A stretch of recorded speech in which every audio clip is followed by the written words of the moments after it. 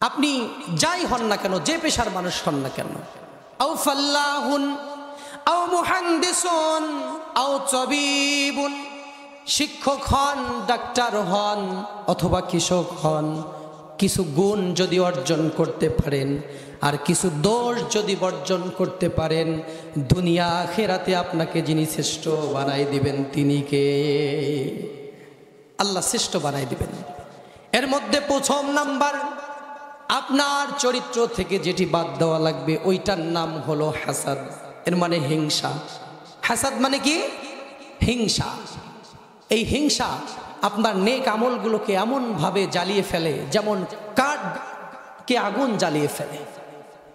ঠিক যেইভাবে আগুনের মাধ্যমে কাঠকে জ্বালিয়ে দেওয়া হয়, হিংসার মাধ্যমে আপনার আমলগুলো এইভাবে জ্বলে যাবে।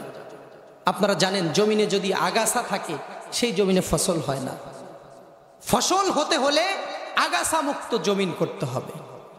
আপনার আমলগুলো আল্লাহ তখনই কবুল করবেন যখন আপনার আমলের মধ্যে কোনো হিংসা থাকবে না। হিংসা ছাড়া আমল করলে সাথে সাথে আল্লাহ কবুল করে নেবেন।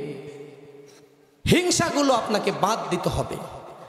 আর সবচাইতে বড় যে বিষয়টা, রাগ এবং হিংসা বাদ দেওয়ার পাশাপাশি আপনাকে ধৈর্য আপনার চরিত্রের মধ্যে নিয়ে আসতে হবে। এর মানে কিছু অর্জন আর কিছু বর্জন, এইটার ব্যালেন্স করতে পারলেই আপনার জীবনটা পরিবর্তন হয়ে যাবে। আসুন আমরা আমাদের জীবনটা পরিবর্তন করি।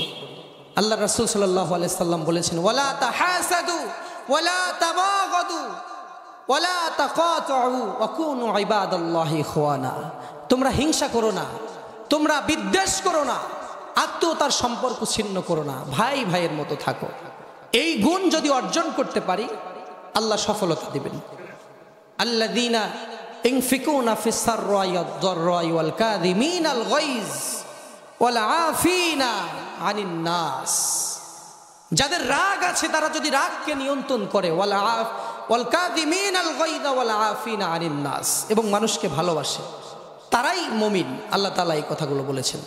সুতরাং আমরা চরিত্র থেকে বাদ দেব রাগ, হিংসা, আর অর্জন করব সেটা হলো ধৈর্য।